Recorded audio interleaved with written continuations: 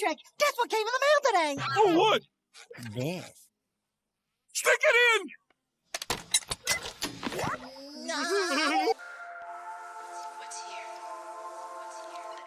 Hello, ladies and gentlemen, and welcome back to another episode of the M&K Productions Podcast. I'm your host, Mac, joined here by my co-host, with the most, as usual, Kristen, aka Miss Flamingo. How you doing today, Kristen?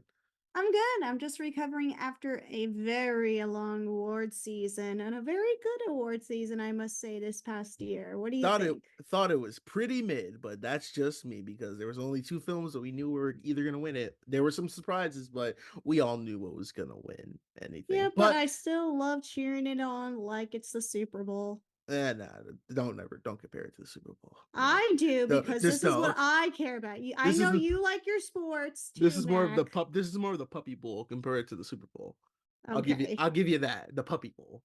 Okay. But thank you for joining us for another episode. Why am I thanking you? Yeah, thank you, the audience, the listener. You're joining us for another episode. If you checked out our last episode, we got to sit down with Phil Alco, director of 5 Pounds of Pressure, as we talked about the film and everything he went over and everything. And he's a super chill guy. I watched the interview, and Kristen, like I said, you kill it with these interviews. Like, Thank you, friend. You like it and everything. And shout out to Phil. Recently he followed us on Instagram, so he's probably going to be listening from the time being. So Let's hope. Let's hope. Yep. But yeah, on this special episode, we will be going over some quick news. We're going to be recapping the Oscars and going into some breaking film news at the time of this recording, which is going to be March 12th. And then we're going to be reviewing a film that got sent to us by the good folks at Saban Films, I believe. Yes? Or is it Saban Films? It's Knox Goes Away. It's directed by Michael Keaton. We'll get into that more later. But let us jump right into it. Let's go into the Oscar talks. Kristen, what the hell? I don't watch the Oscars. I know you don't. I told you this multiple times. I just look at the results and I'm just like, wow, can you believe that one? But as you watched it live, what did you think of the winners? Yeah, so future heads up, if anybody wants to follow me and get live reactions, just follow me at Miss Flamingo. I go full in depth with the Oscars. So Oscars, though, I thought it was pretty solid. Everybody was kind of mixed with Jimmy Kimmel hosting. I don't think he's funny. I think this was his 4th time hosting. So there was a part in the monologue that stirred up controversy, I guess, or caught some moments of 2 moments, and it was where he pointed to Emma Stone and talking about Poor Things and all the nudity it has. Like they're like, oh, we couldn't show clips on the air. Like I'm trying to summarize what he said, y'all. If you want to go see his monologue, go check it out. It's on YouTube. And he got, when he was directing that to her and the Poor Things crew, because since it has so much, sex content in it, she kind of said like people caught on to like her mouthing, and she's like, what a prick. Excuse my language. I mean, she's not wrong.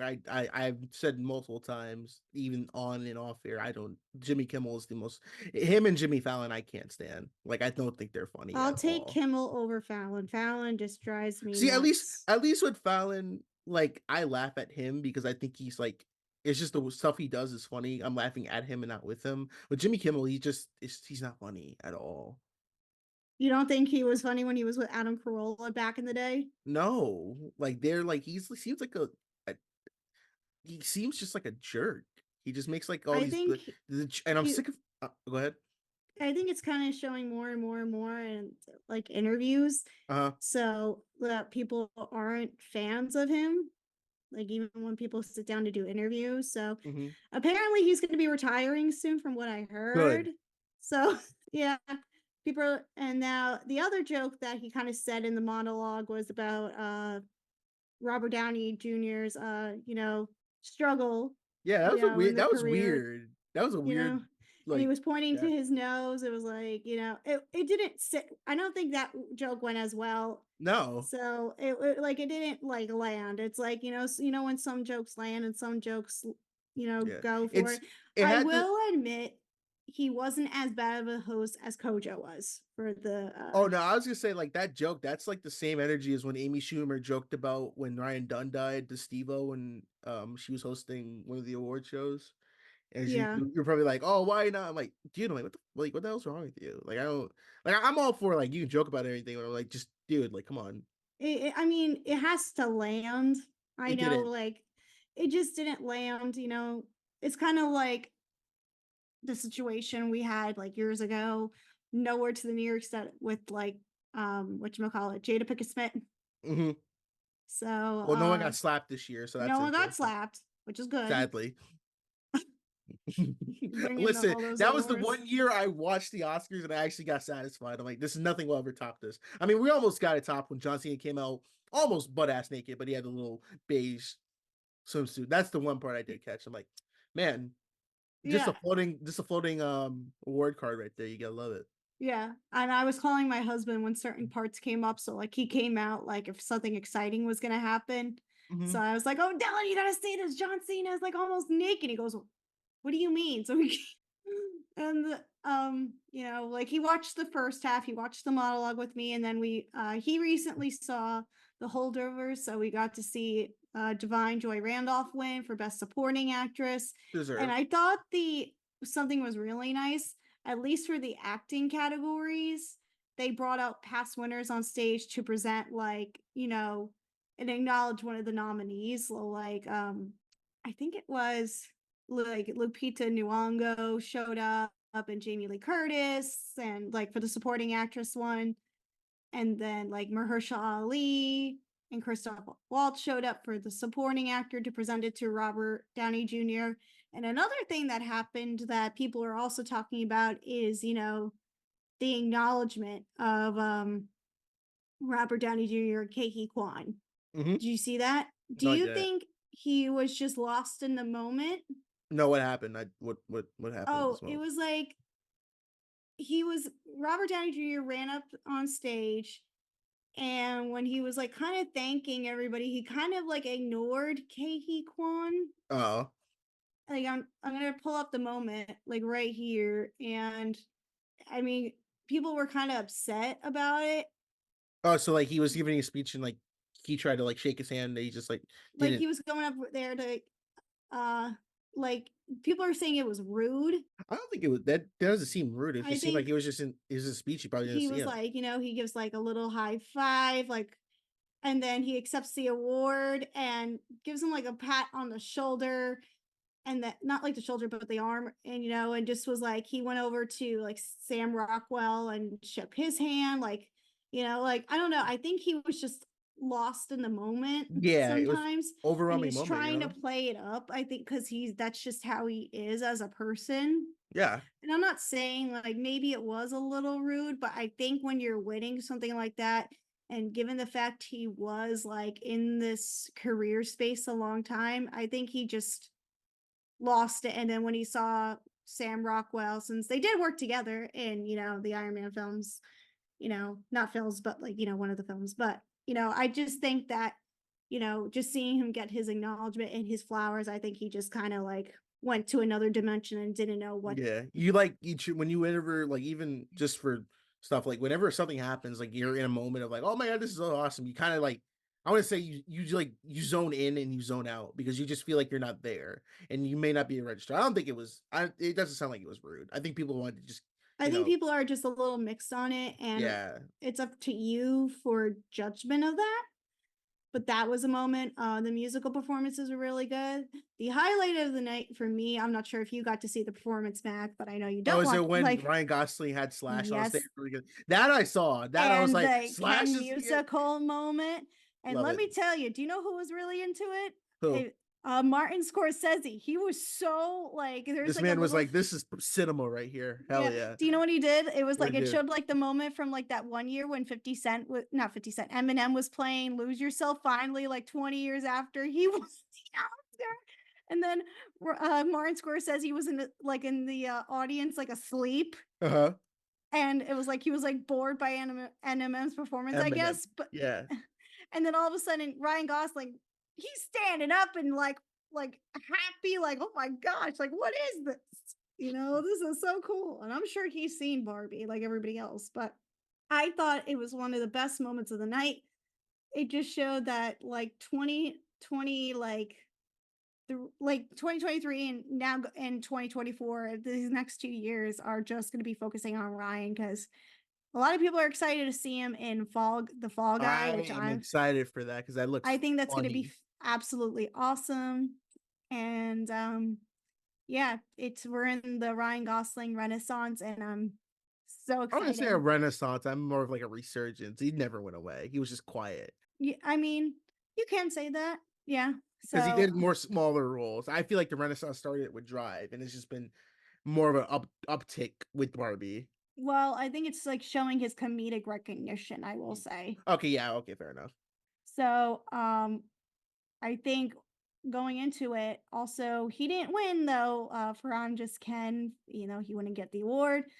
The best song went to "What Was I Made For" by Billie Eilish and her brother Phineas, and that was so. At least Barbie did win at least one award for the night. I really thought it was going to be like production design at least because I love the Barbie house because that Barbie Land plays such a main character in the Barbie movie. I thought this is going to win, even though I do love the production design in Poor Things. So, yeah, Barbie I think only won one from what I can remember. Um, they did for Best Actress, that another big moment of the night. It was either going to go to Lily Gladstone, your soon-to-be wife, Mac, as you decided from last episode from our Oscar special. Yeah. But it went to Emma Stone. Emma Stone is now a 2-time Oscar winner. I mean, like I said, I like Killers of the Flower Moon, but people were like, they were mad about her Lily not winning. But I think, like, when you think about it, like, Emma kind of did commit more in Poor Things, to be honest with you. I think both are brilliant performances. The way I saw it as, like, and I best saw it said best by like Philip DeFranco. Mm-hmm. He said it was pretty much like a coin toss at this point, heads or Pretty tails, much, yeah. which I agree to because it's like I would have been happy with either or winning. And I think Emma, if you watch her reaction, she was genuinely surprised. I don't think she realized she was going to get it Mm-hmm. because everyone's eyes were on Lily because it's kind of been like a tennis game with the two of them because both actresses did win their respective Golden Globes in their both categories for like one for drama and one for comedy.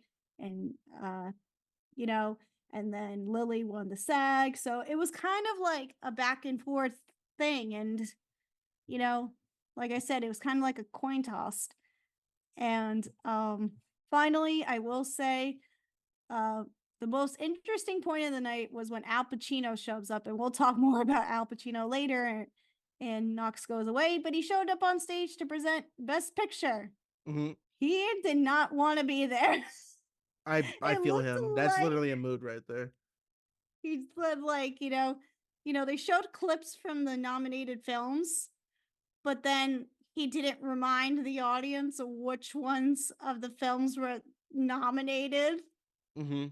So they kind of were like, he was kind of like, oh, you saw the nominees of the day if you were watching the award show. And then he opens the envelope and he goes like, oh my, I see Oppenheimer. And I'm like, oh no, don't say this because we're going to have another Moonlight situation. It would have been awful. And yeah, so Oppenheimer won Best Picture. It's no surprise. It's the best film or one of the best films of 2023. And yeah, that was it. And Messi was the star of the show. So I love Messi, the dog from Anatomy of Fall. So if you can, go watch the clips of Messi. Is there any winner you want to acknowledge, Mac, before we move Godzilla on to -1, the first Yes, Godzilla it film did. to win best Oscar for visual effects. And let me get on my soapbox right here. Right, Go for it. right quick. You can do it. Go for All it. these damn articles online saying like, oh my god, Godzilla -1 won the award, and it shows Hollywood. Like, shut up. Like, okay, Godzilla -1 had great visual effects, but can we just say it's actually a good movie with great writing and characters in a monster movie? Like, not heavily like, oh my god, like, shut the fuck up. Like, please. Like, I didn't get to see it yet, but I It's am great. very impressed by the visual effects of it.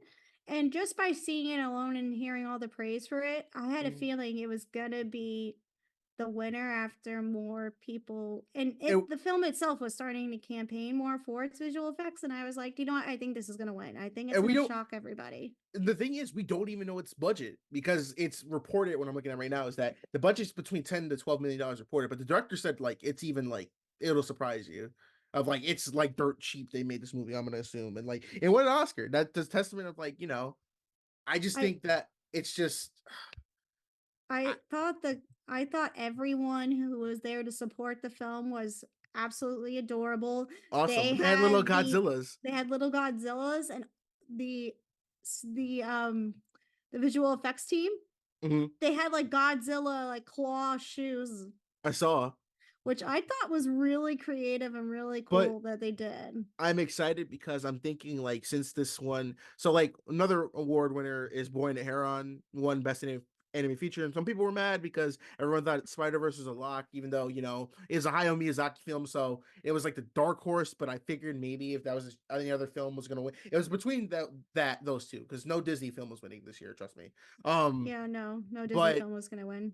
my thing is that Boy and the Heron's gonna come back to theaters because usually Well, no, whenever it's actually now it's going to go to HBO Max. and theater, no, it's going to theaters too.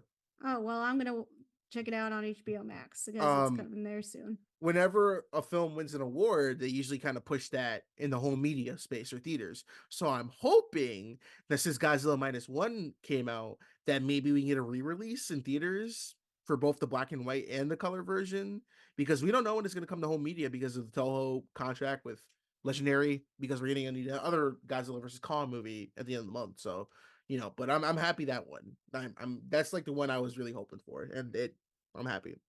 It was so funny because Dylan and I went to go see, I forgot something. It might have been like, I think it was like one of the anime movie that I was telling you about we saw was, the Demon Slayer movie. Yeah, And then right outside, they like, they have the little TVs that show like upcoming previews. And I was like, yeah. oh, yeah, the Godzilla movie, the new one that's coming out. Or like, and I was like, I completely forgot that was coming out. Like, my mindset is just like, all right, yeah, we're pumping out these Godzilla movies now and King Kong movies like crazy. And, whatever, whatever. If I see it, great. If I don't, oh well. Well, you're missing out. That's all I'll say. The new one with Dan Stevens that's gonna come out end of the month. Godzilla. Yeah. Yes, it's Monkey Man versus Lizard. Are you kidding me? It's the pink lizard versus Monkey Man with I can't do this bit. I can't. Now, like I thought about it, like how are we getting two monkey movies? We're getting Planet of the Apes and Godzilla versus Kong. The new Planet of the Apes movie, it looks to me I'm kind scared. of disappointing. I'm scared. I'm gonna go in with optimism. I am sad because Andy Serkis and what's his name? Toby Kebbell? No, Andy Serkis and the director. God, what's the director's name?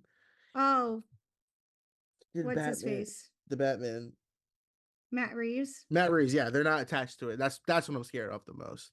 Yeah, I don't know. Like I wasn't impressed what I saw, and I'm just like, I think the motion capture looks great. Like the thing I like about the Planet of the Apes movie is that the motion capture has become like it's gotten better each film.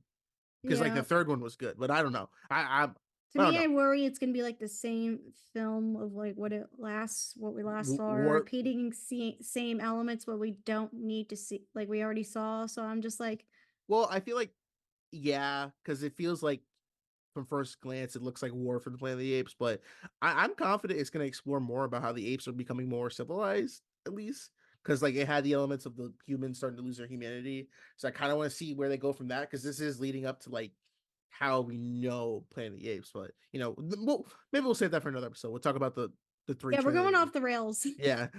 All right, but Anyway, Oscars were interesting. That's the moral of the story. I do want to mention one thing. Speaking of Messi the dog from Anatomy of the Fall, Anatomy of a Fall, and its star Messi won a Fido Award. Ta-da! Wait, what? So there's this thing called the Fido Awards. It's Uh-huh. set to honor our four-legged friends in film. Really? Yeah. So here, I'm going to read the article from Deadline. It's by Damon Weiss. So, Damon, I'm reading your article. So, I'm going down a little bit. It says, being modest, Messi downplayed the fact that earlier in the day, he had stolen the show at the Fido Awards in London, an award ceremony that recognizes work put in by the canine thespians around the world, from the same team that staged the Palm Dog Award in Cannes, which Messi also won in May. The Oh, Fido wow. awarded him the double whammy of Mutt moment and best in the world, Mutt which moment. in a film statement, his owner Messi was thrilled and proud to receive.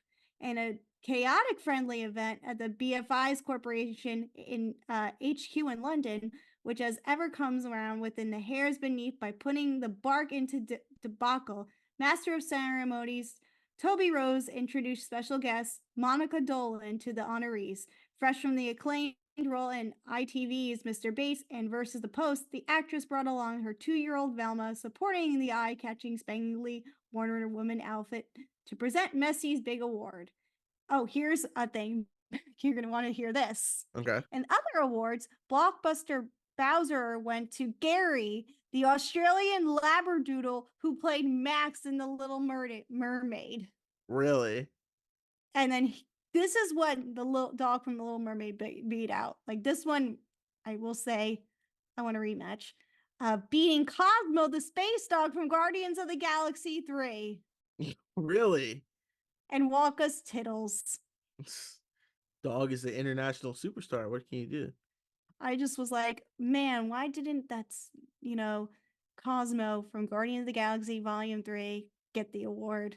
I was like, Little Mermaid, out of all the movies, it could receive the award for, it won for Little Mermaid, and I was like, no! But yeah, there was some rough competition, and in the end, Missy won the award. There were some other awards, but yeah, like I said, if you haven't watched the Talented Messi in Enemy Fall, go watch it. He's a good boy. Anyways, Mac, what's our last piece of news before we talk Knox goes away? All right, so the last breaking report that came out a few hours ago is that due to having literally no starring people in the upcoming Scream 7 film, Nev Campbell posted a picture of the script for the untitled Scream movie, which confirms the rumors that Nev Campbell will be coming back as Sydney Prescott in the upcoming Scream film. As we mentioned before, or we didn't mention before actually, No, because we didn't talk about it. Because Melissa Barrera got fired from her role for reasons I'm not going to get into. She got let go. I'll just say it as that. And then Jenna Ortega, due to scheduling conflicts with Wednesday, she dropped from the project. So then Scream 7 literally had no idea what to do, because that was literally, it was going to be like a trilogy for the sisters. But yeah, so they got Nev Campbell back. Hopefully they're paying her a little bit more They money. probably are. They were like, can you which please? They are. I think at this point, since they really screwed themselves over, given the fact that they did lose, the director and Melissa and Jenna. They've lost like half the people. I don't even know what they're gonna like. What is this? I don't even know what you're gonna do for this. Like, wasn't the new one supposed to be like a Christmas theme? Like, that's what I thought. I don't know. Like, I'm happy to see Nev Campbell return, but I would have loved to see her with, Melissa and Jenna, and have the director that was originally tied to the project, Christopher Landon, taking a shot, even though I wasn't thrilled with his last project, but I was like stoked to see, take on, the Scream movies. Mm-hmm. But, it's only gonna make me question what they're gonna do. I'm not too surprised that, Kevin Williamson is directing it at this point, because, he was the writer and knows the property very, very well. So I guess that's a good thing, but I don't know what they're going to do. It just makes me question, and I'm a little nervous. Yeah, I don't know what they're going to do for it, to be honest with you. Yeah, I think at this point they were like, everybody was kind of like scratching their heads at this point, since they knew the last films did so well. Like, I don't know. Maybe if they gave it a little bit more time, I think Paramount, like, lost that deep connection they had with Melissa, and I think letting her go, Mhm. it didn't sit well with her. Yeah. And I think she feels betrayed by them, that they were like gonna be like, oh, we'll figure out something else. And I don't think nothing sits well with her and the Scream franchise anymore. Like, I think she just is deciding to close that part of her life, you know? Mhm. So, I mean, I don't know, but maybe I don't know. There's like obviously some behind the scenes stuff we'll never know, but yeah.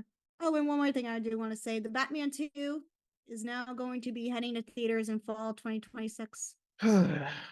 Lots of interesting changes happening in Hollywood, but anyway, that's it from the news from us. Let us know your thoughts about what you thought of the Oscars. Oh, one more. What's up? The writer for X-Men 97 got fired today. Oh, really? Yeah, you didn't know that? No, I didn't hear that.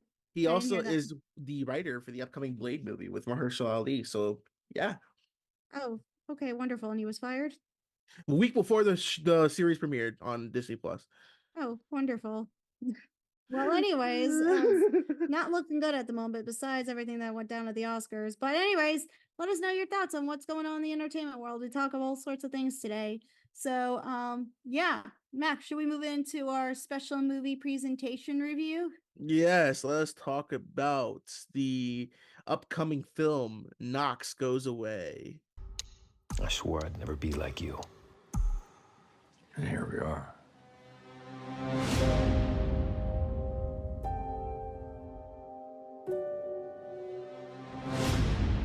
All right, everybody.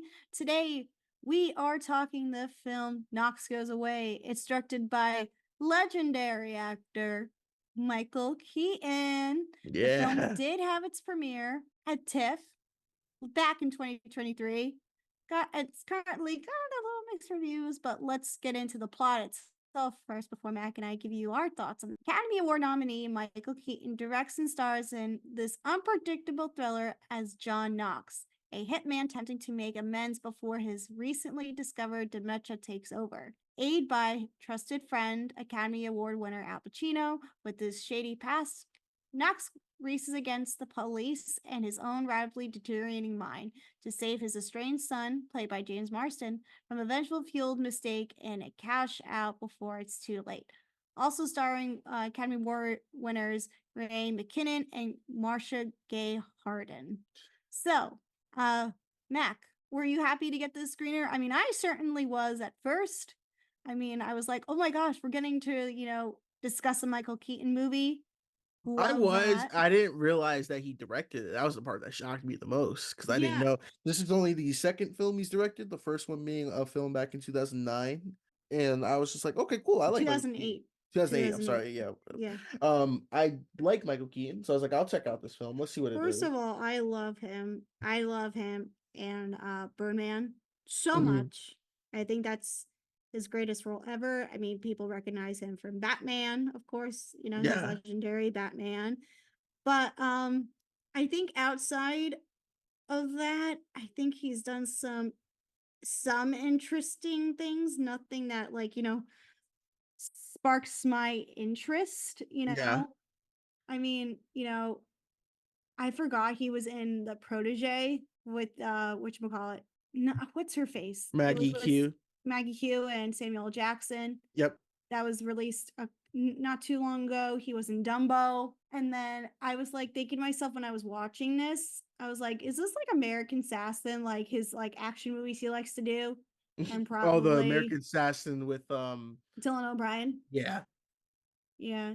And I forgot he is the voice of Ken in I didn't know Story 3. I didn't know he was the voice of Chick Hicks in Cars. Really? You didn't know he was voice of No, I didn't know who he was back then. I was like 6.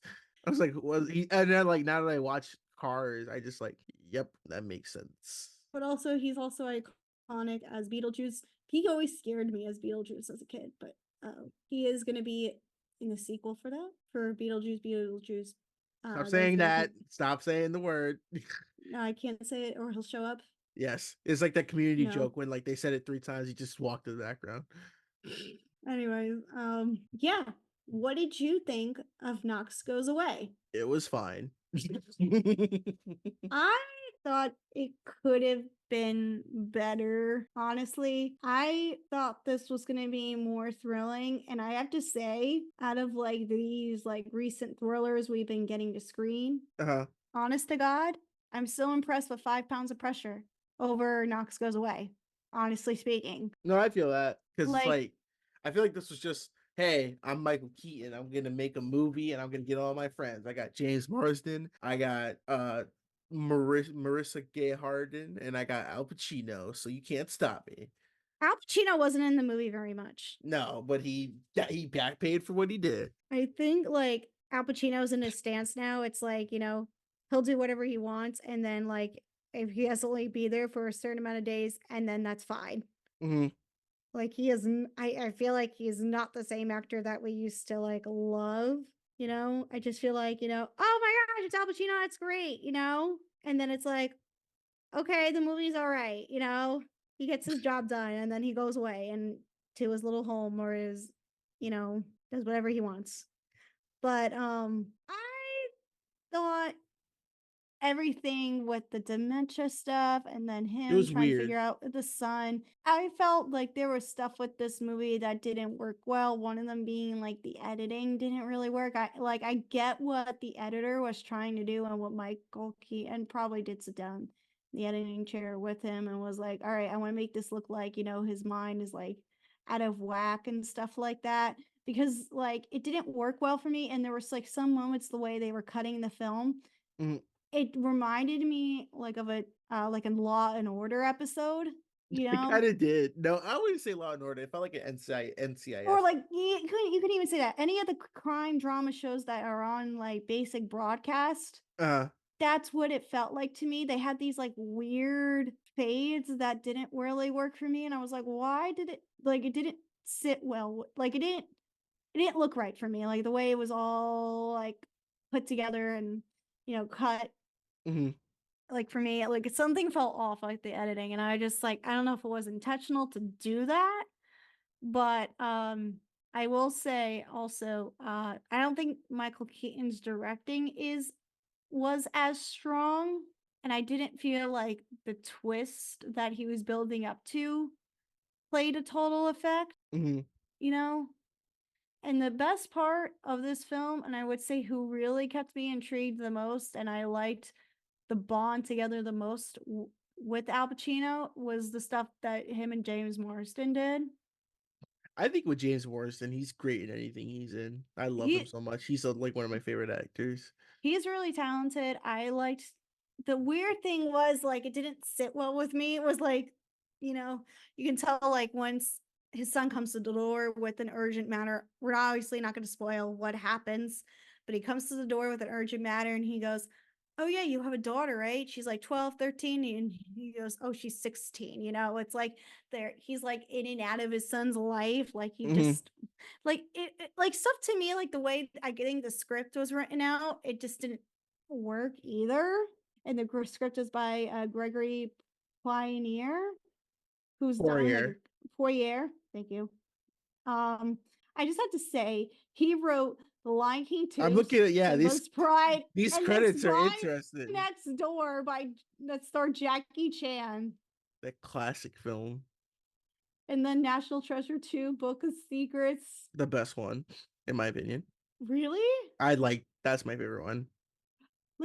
Like the writing for this man is very interesting. Like I'm looking like back at all the screen credits and saying to myself, wow. And then we get Knox Goes Away. And then yeah, I thought there was stuff to this film that was gonna be better. I'm kind of bummed how it kind of turned out because like I want to recommend this, but I can't 100% recommend it, I feel like that, if you're a Michael Keaton fan and has that novelty, like, hey, you want to see a Michael Keaton movie, you're like scrolling through like digital or something, and you're like, oh, it's a Michael Keaton movie, watch it. Like, yeah, it's a better digital. I wouldn't go out to the theater to seek this one out because they really advertise it as like a thriller with tension and stuff, and I didn't feel that tension at all. when I was watching it, which is kind of a disappointment because I was like, how you cannot be thrilled by Michael Keaton in this film at all. Honestly, yeah.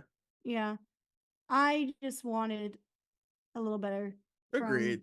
it just is like, but yeah. That I don't have really much to say about this film either. Like I was like not impressed. So, you want to add anything else before we have to wrap things up? I mean, I mean, I will say I was shocked that I saw Saban Films was attached to this because, Well, listen, they picked it up from Tribeca, not Tribeca, TIFF. Tip. Well, it's just funny because I'm like, wow, because like the first thing I know about Saban is that they're the Power Rangers company, you know, like, Mhm. and like it just shocks me to be like, what? Also, can I give a shout out to Susie Nakamura? Mhm. First of all, this I remember her because I remember her in the 40-year-old virgin. Um, like I saw her. No, I remember because she was Gordon's wife in Dodgeball. She was the guy's wife flirting with the guy in the stands. But Oh, this is the okay. first movie she's been in since 2014. Oh, dang. The last movie was Horrible Bosses 2. Oh, dang. Wow. It, That's obviously a minute. in other films she's been in Malibu's Most Wanted, Treasure Island, uh 40-Year-Old Virgin, Evan Almighty, and Horrible Bosses 2. Okay, so it's been a minute that she was in it, and I think she was the one who played the cop, correct? Yes. That's what I thought. Okay. Alrighties. So, what do you think, Mac? Do you recommend audiences to check it out this upcoming weekend? Give it a watch if you want to. It's something new. There's stuff in between right now for big releases, so it's always good to see some little stuff. Yeah. All right. What's your score? I give it a C. I'm going to give it a C minus, and it might be a little harsher, but oh well. Alrighties. But thank you, Saban Films, for letting us review it and check it out in honor of the release. Sorry we didn't love it as much, but we are very appreciative of you sharing this film with us. All right, Mac, let's bring it on home. All right, so make sure to check us out on Instagram, Spotify, Anchor, iTunes, wherever you listen to your podcast. I don't know where you guys do it. Like, use a sundial. I don't care.